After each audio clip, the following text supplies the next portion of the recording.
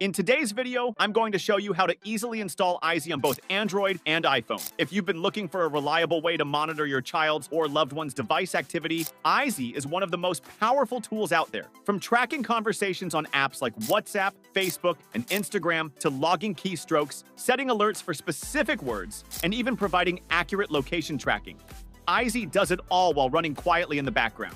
To install Eyezy, click the link in the description below and create your Eyezy account. Select the device you want to monitor and choose your preferred subscription plan.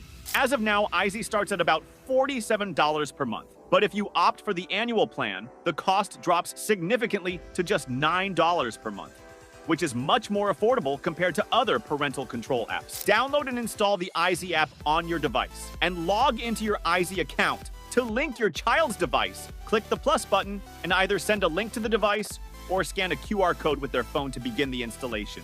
Ensure you grant all the required permissions so that Eyezy can properly monitor the device.